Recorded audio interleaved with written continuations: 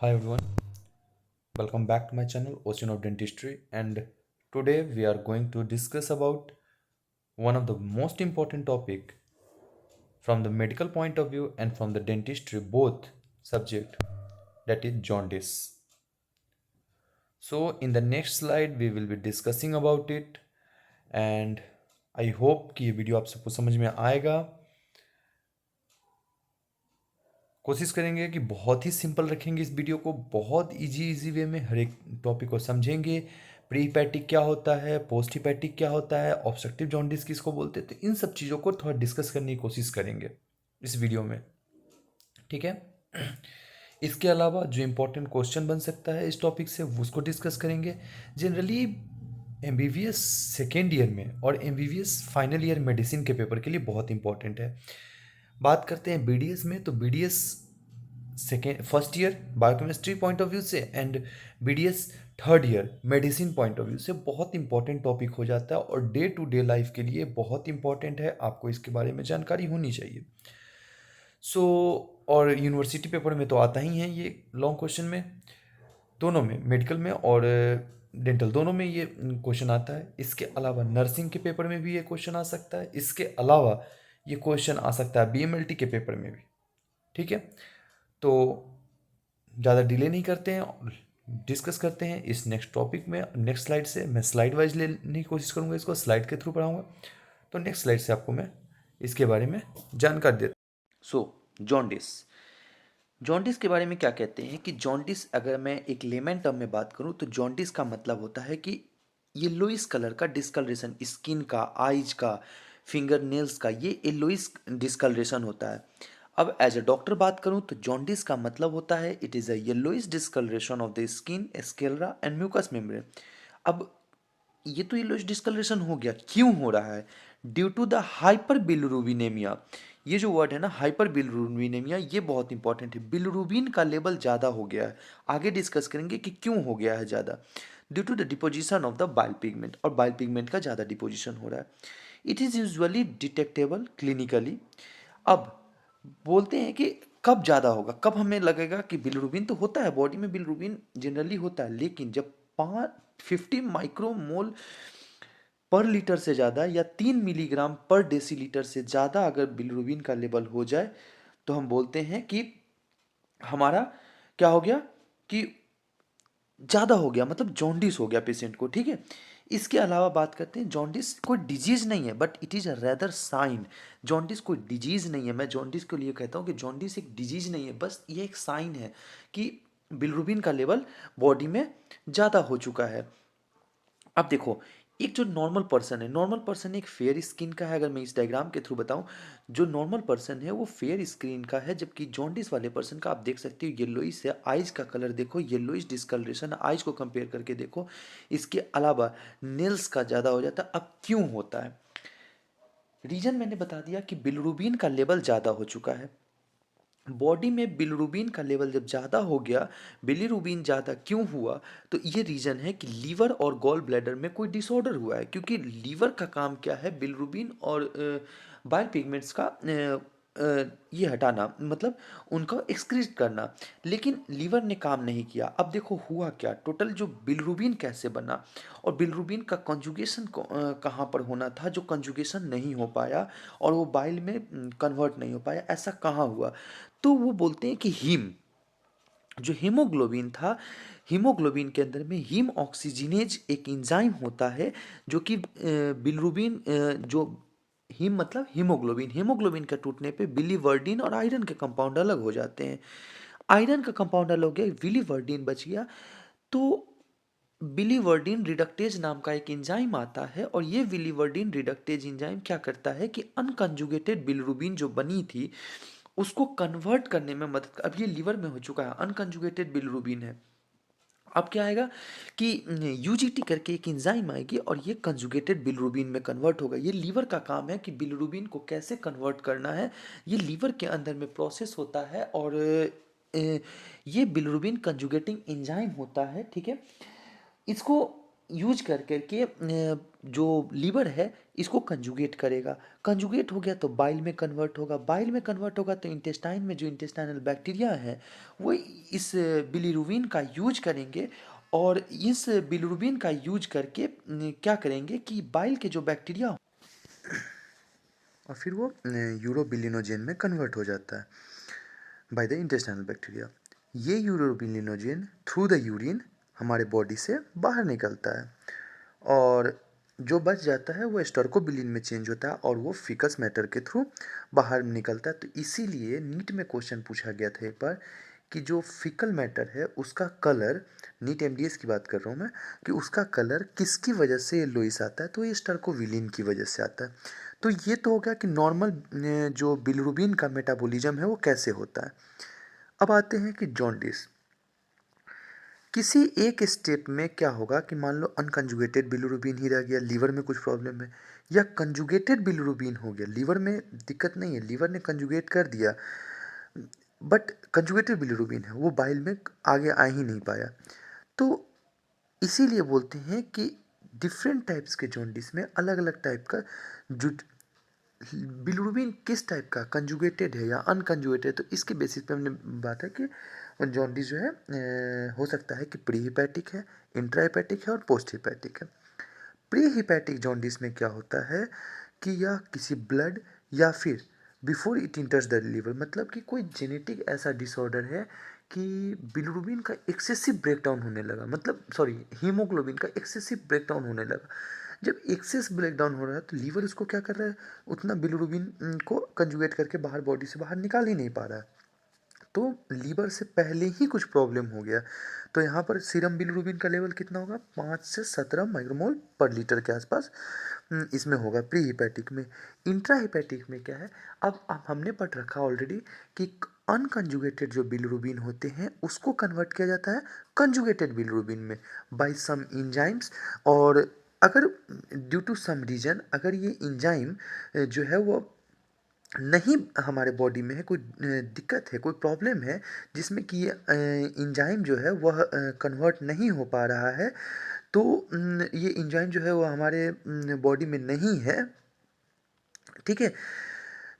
तो उसकी वजह से क्या होगा, अनकंजुगेटेड बिलिरुबिन का लेवल ज़्यादा हो जाएगा, तो ये इंट्राहिपैटिक के केस में हो जाता है और 50 से 350 माइक्रोमोल पर लीटर के आसपास टोटल सीरम बिलिरुबिन इसमें देखने को मिलता है। इसके अलावा पोस्ट हिपैटिक कि कंजुगेशन हो गया लीवर में, कंजुगेशन हो गया, इसके बाद कोई ऑब्स्ट्रक्शन है, तो इसी को हम बोलते हैं ऑब्स्ट्रक्टिव जॉन्डिस या पोस्ट बिलियरी जॉन्डिस या फिर पोस्ट हिपैटिक जॉन्डिस इसको हम बोल देते हैं, ठीक है। तो ये 3 तरह का होता है। एपिडेमोलॉजी की बात करता हूँ, ये लिखना होता है थोड़ा सा, ठीक है। तो एपिडेमोलॉजी की बात करता हूँ, तो जो प्रिविलेंस है जॉन्डिस का एज सेक्स अलग अलग में होता है। जैसे नियोनेटल जॉन्डिस होता है, जो बचपन माँ के पेट से बच्चा निकला उसको जॉन्डिस है।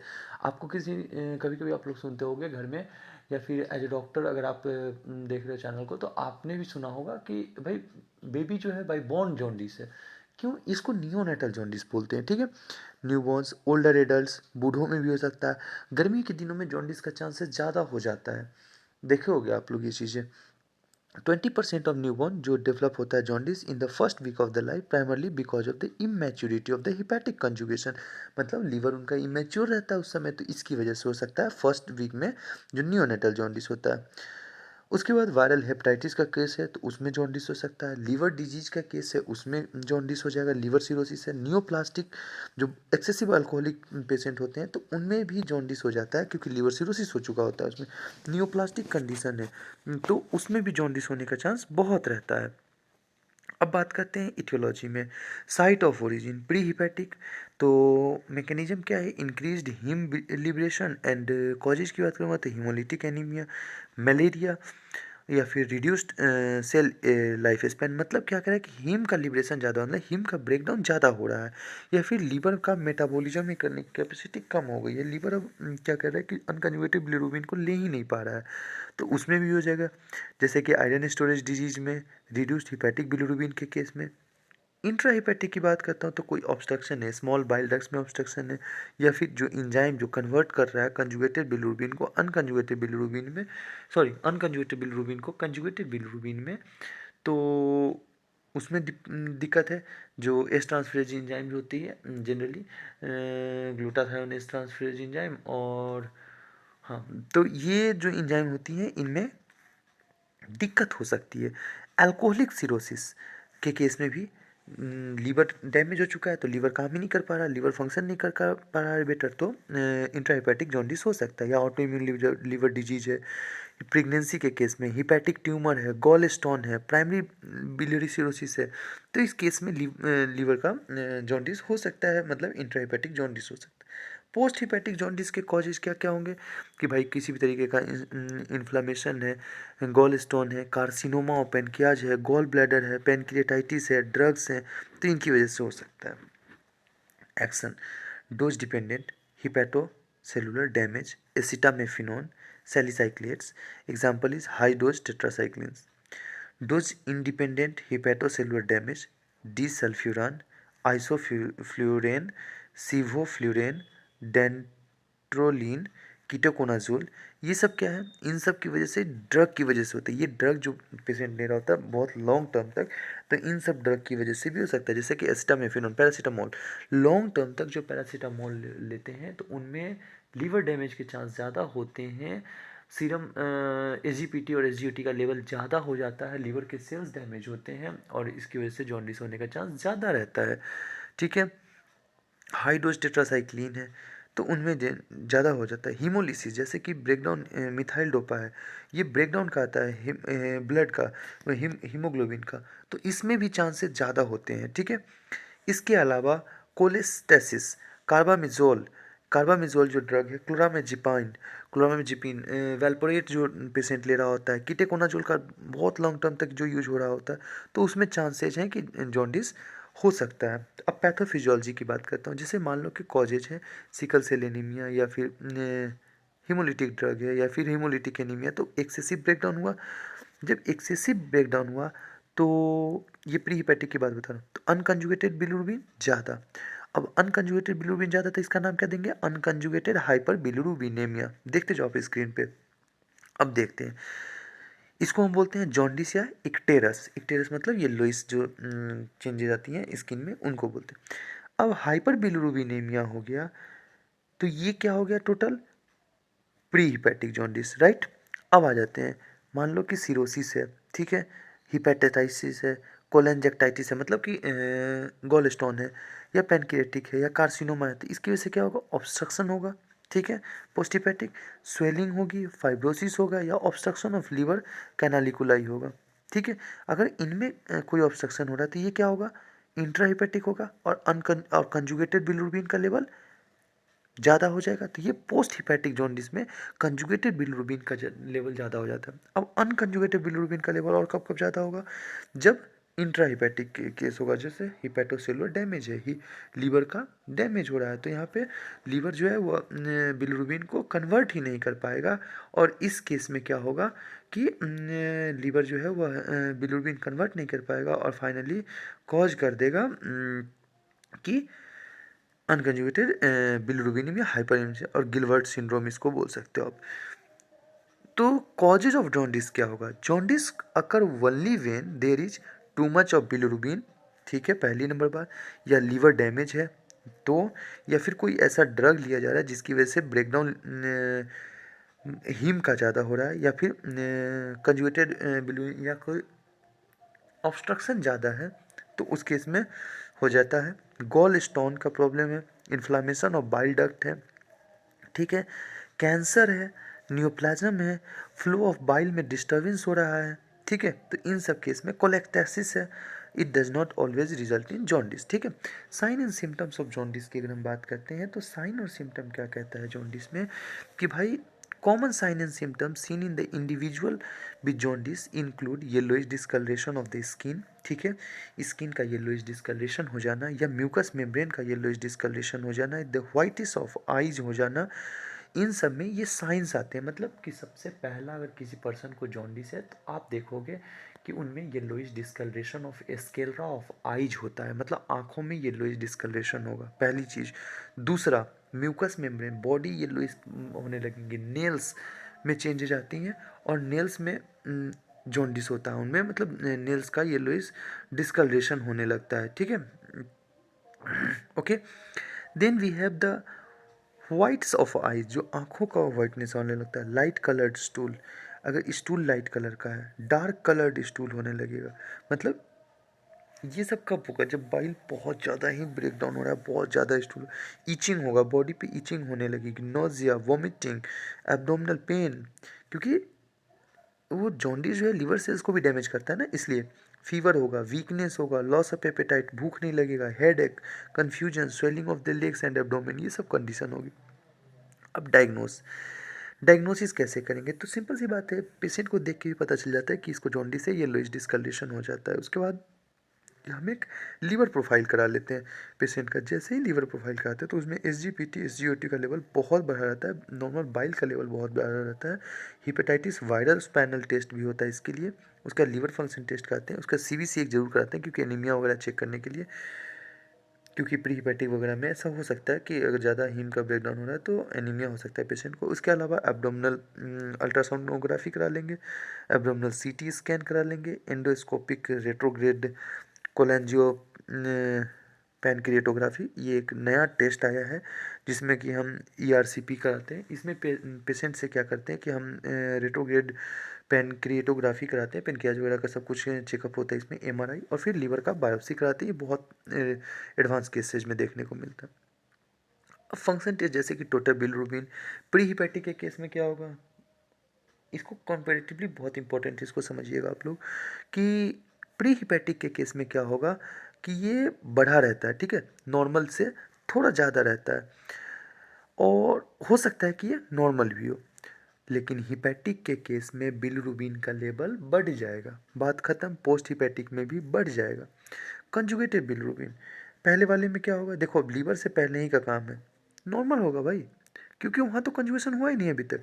लेकिन हिपैटिक में कंजुगेशन हो चुका होता है तो वहाँ भी हो सकता है ज़्यादा इंक्रीज रहेगा, और पोस्ट हिपैटिक में भी इंक्रीज रहेगा। अनकंजुगेटेड बिलिरुबिन, देखो अनकंजुगेटेड बिलिरुबिन प्री हिपैटिक में ज़्यादा रहेगा, ठीक है, जनरली यह नॉर्मल रहता है, बट जनरली ज़्यादा रहता है, और बाकी सब में हिपैटिक में इंक्रीज रहता है, क्योंकि वहाँ पे अब उसको कंजुगेशन होना है। और पोस्ट हिपैटिक में जब कंजुगेशन हुआ ही नहीं तो अनकंजुगेट तो नॉर्मल रहेगा, बात खत्म।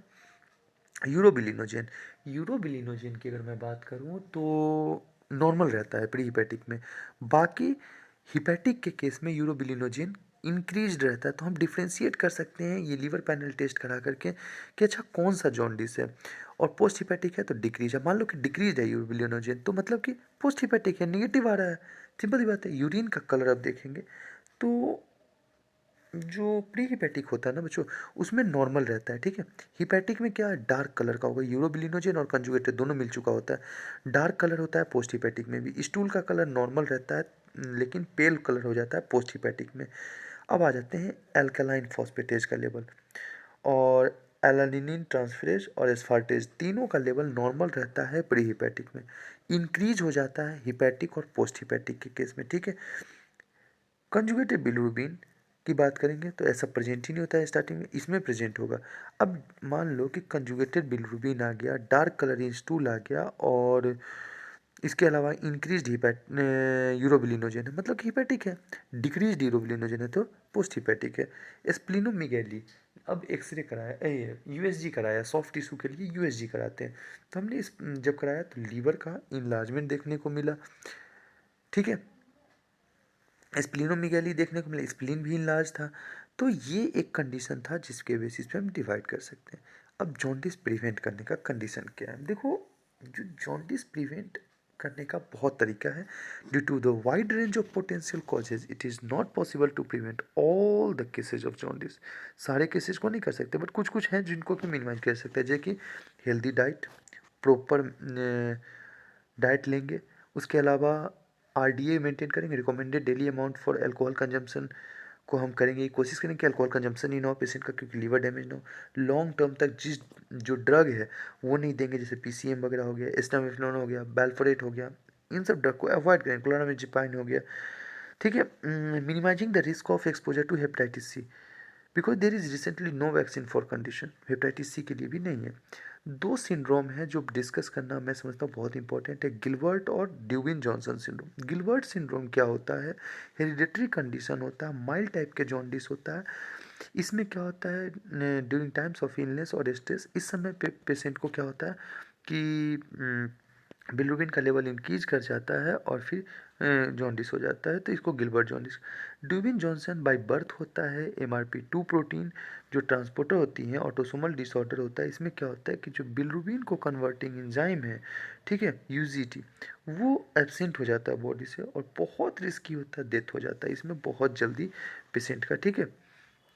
नियोनेटल जॉन्डिस, नियोनेटल जॉन्डिस तो वही एक 60% ऑफ द इन्फेंट को होता है और प्री टर्म इन्फेंट में होने का चांस रहता है, बट इसका वही है कि ब्लू डेज में अगर लाइट में रख दिया जाए बच्चे को तो बच सकता है, ठीक है। Sign and symptom neonatal jaundice का क्या है कि पुअर फीडिंग, लिथार्जी होने लगता है बच्चा, वही इचिंग होने लगेगा, हाई पिच क्राइंग हो जाएगा, सीजर्स आने लगेंगे बच्चे को, और इस समय बच्चे का केयर करना बहुत इंपॉर्टेंट होता है। इसके अलावा प्रेगनेंसी के टाइम जॉन्डिस हो सकता है, एक्यूट फैटी लिवर कंडीशन जो जॉन्डिस का है उस समय हो सकता है। तो हमें अल्कोहल कंजम्पशन हटाना पड़ेगा, हेपेटाइटिस ए और बी को इन्फेक्शन को रोकना पड़ेगा, ठीक है।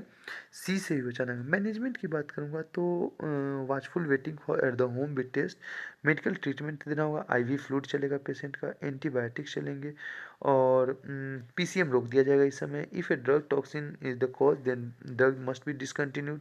अगर कोई ड्रग की वजह से हो रहा है तो उसको, अगर ऑब्स्ट्रक्टिव है तो गॉल ब्लैडर की वजह से हो रहा है तो उसको हमें GV को हटाकर देना पड़ेगा।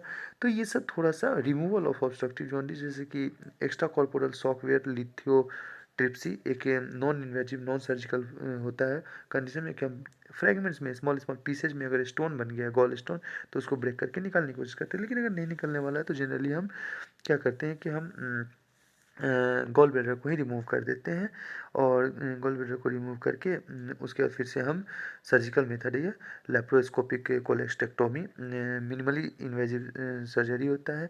इसमें आजकल तो लेजर का टेक्निक आ गया, तो ओपन कोलेस्टेक्टोमी और लेप्रोस्कोपिक कोलेस्टेक्टोमी के थ्रू हम निकाल देते हैं। सपोर्टिव केयर देना होगा, IV फ्लूइड, एंटीबायोटिक चलेगी पेशेंट पे। हेपेटाइटिस अगर है तो हेपेटाइटिस का ट्रीटमेंट चलेगा, लीवर कैंसर है तो कैंसर का ट्रीटमेंट चलेगा और according to the cause patient का ट्रीटमेंट होगा। So this was all about a brief of jaundice. What you will need to write in exam is the introduction of the jaundice. ठीक है, इसके अलावा आप लिखेंगे कि प्रिवलेंस क्या है, टाइप्स ऑफ जॉन्डिस लिखेंगे और वो जो चार्ट मैंने बताया उस चार्ट के बारे में बताएंगे आप लोग। और फिर डायग्नोसिस, ट्रीटमेंट प्रोटोकॉल फॉलो करेंगे। तो ये तो था टोटल हमारा क्या जॉन्डिस के बारे में ब्रीफ। होप कि आपको ये वीडियो समझ में आएगा। वीडियो समझ में आया है, please do like share and subscribe to our channel. हमारे चैनल को लाइक कर लेंगे, बेल आइकन को जरूर प्रेस कर देंगे कि उनके नए जो अपडेट्स आ रहे हैं हम आपको अवेलेबल हो सके। इसके अलावा अगर आप मेरे से ऑफलाइन जुड़ना चाहते हैं तो हमारा लिंक सब कुछ डिस्क्रिप्शन में दिया गया है, व्हाट्सएप का, इंस्टाग्राम का और टेलीग्राम का, तीनों का हमने लिंक डिस्क्रिप्शन में दे रखा है। इसके अलावा हम ऑफलाइन कोचिंग सेंटर भी प्रोवाइड करते हैं बच्चों को। Thank you, that's all for today. Hope you enjoyed our session and we will soon be coming with some new cases of jaundice and some new treatment protocols and some new interesting topic of the medical and dental subjects. Thank you.